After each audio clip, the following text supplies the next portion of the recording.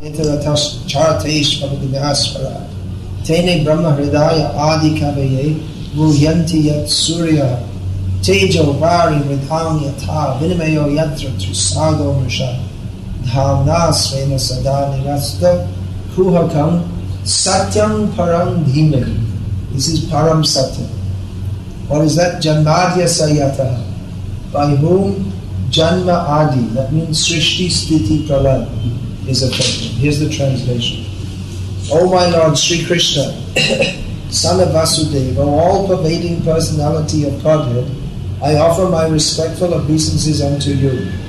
I meditate upon Lord Sri Krishna because he is the absolute truth and the primeval cause of all causes of the creation, sustenance, and destruction of the manifested universes. Now, consciousness. He is directly and indirectly conscious of all manifestations. That means we have our consciousness, small consciousness.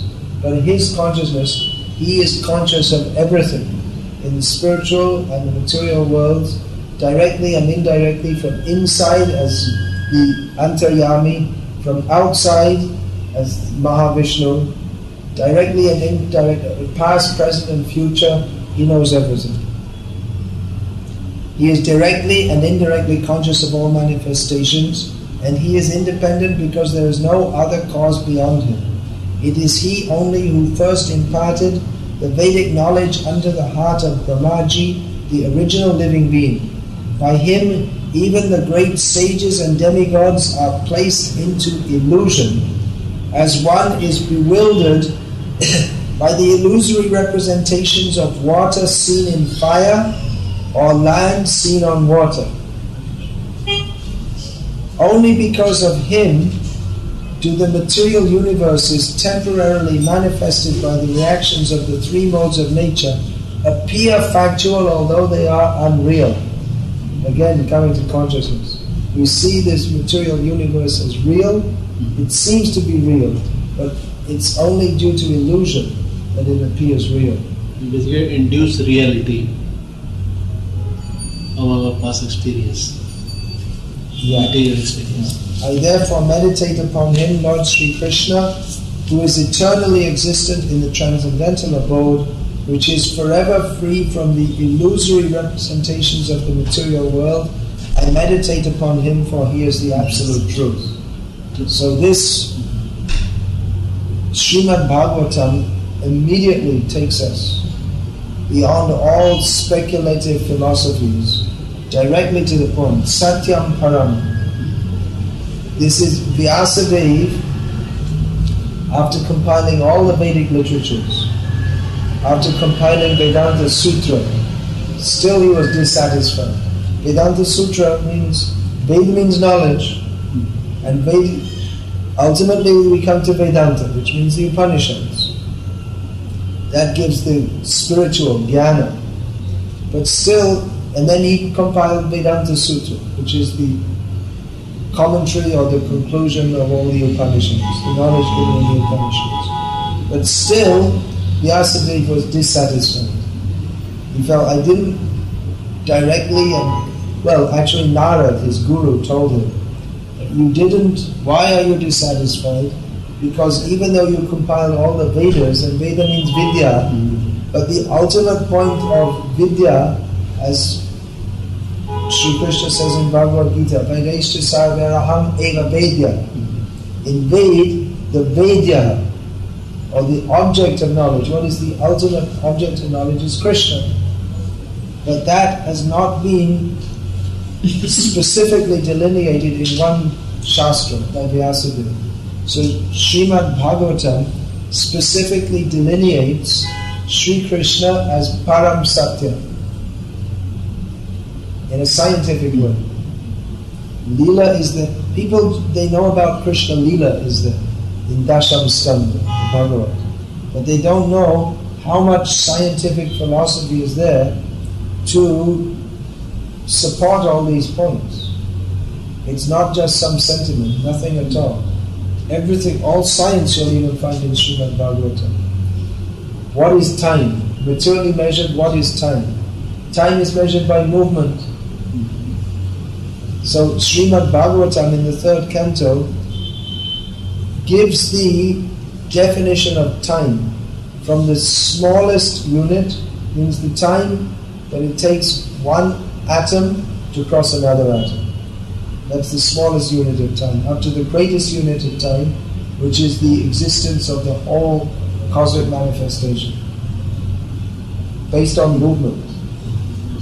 So it's a thoroughly scientific presentation of the Param Satya. And anyone who is actually philosophically inclined, they should study this. And you'll get the answers which you can never get even if you're as brilliant as Newton, Einstein, Galileo combined, they can never come up to this. Because simply by applying one's own brain, it's not possible to come up to this. There are two methods of attaining knowledge. Aroha Pantha, when one tries to go up by your own endeavor, and Avarohana, the knowledge comes down. So when the knowledge comes down, we can accept it. But if we try by our own brain power, if we're a genius, still we can't reach. Now you have interpreted in different fashions, so it gives different meaning to me now. I read it earlier, I couldn't understand the way you have told me. Well, that's why we require someone to tell us also. I thought it's just a narration of some events, something like that, some stories there. Like no, every word here is very important. That these terms, Anvaya, Itara, means directly, indirectly, has very profound meaning. This can be applied in all kinds of, directly and indirectly. That means Bhagavan is directly and indirectly conscious of everything. Yes. But this can be applied even in understanding the statements of Shastra. You see, Vyasadeva, he was not a compiler of fairy tales. Like I say, he's given the deepest philosophy, he's given science, all kinds of sciences are there in Shastra. People think Mahabharata is fairy tales. Now they fire an arrow, with one arrow they kill 10,000 people. But actually there's arrows, it's not just like some jungle Adivasis have bows and arrows. But they're arrows, they were weapons powered by mantra.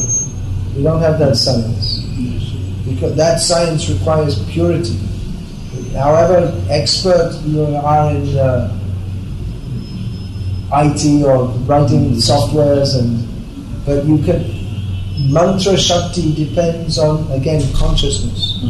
One who has purity, they can power these weapons. That's why these weapons are no longer there. Mahabharata war, they were not fighting with bows and arrows like Adivasis. So why do you say mantra is not a ritual? It has got power, but it requires purity. Or there are some kind of mantras that they are powered by impurity also. But that's the in Tantra. They're powered by bhutas. And that's the opposite side.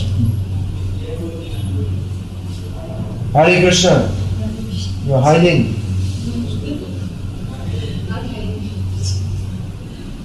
You're afraid I'll scold you. Are you afraid I'll scold you? No. Thank you, Maharaj, for giving me a lot of enlightenment. Yeah, you please, if you study this, you'll find this is actually all the books in the world, even if they're all lost, and we just get this book. I've got multiple volumes, same thing. Yeah, it's 18 volumes. 18 volumes, yeah.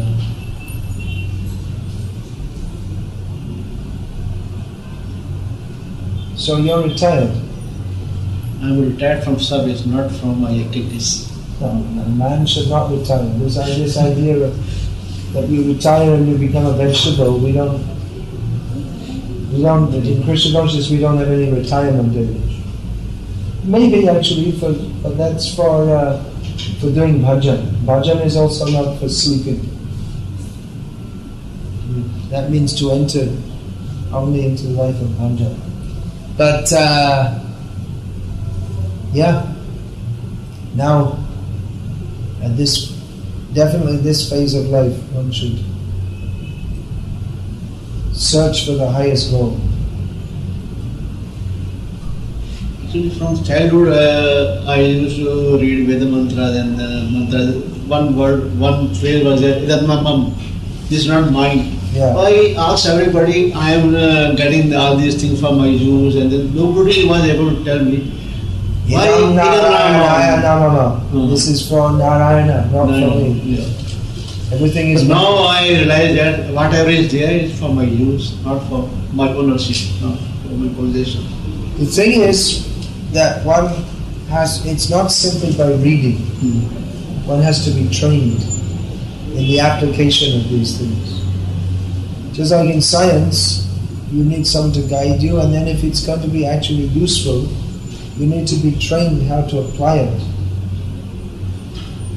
how it can be practically useful. So we require training also. Traditionally that's done in childhood, but in Kali Yuga, you can begin your spiritual childhood even late in life. But it requires commitment. One has to chant the holy names of Krishna. One has to follow certain principles. And one has to have some basic faith to start with. Yes. But that faith, that's not, you see, there's, I was saying yesterday, there's Lokik Shraddha and Shastriya Shraddha. So there's a difference. Lokik Shraddha, that's another term, is Andha Vishwas. We just believe because other people believe, that's all. But we haven't gone deeply into the matter. But Shastriya Vishwas, that means that we are trained in the knowledge of Shastra. Somewhere in Bhagavad Gita also it is mentioned that we should apply the jnana in our life. Yeah, everywhere. Jnana. Throughout Jnana Vijnana Triptatma and Jnana Vijnana Sahita. Again and again Krishna speaks of Jnana and Vijnana. So in this context, Vijnana means practical application.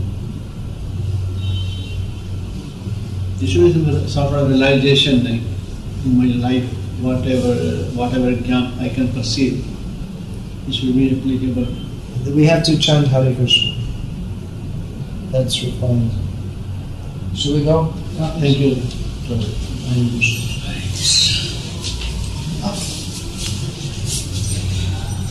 Jnana Vijnana Triptatma Kutastha Vijitendriya. I take enough your time. Our time is limited. Is funds be used for that? You need the CVV number. The what? CVV number. It's a security code number which debit cards don't have it, credit card. Yeah, you can put it down. So what do we get? We need to switch it off or something? No. It's just on standby and it'll go off when it's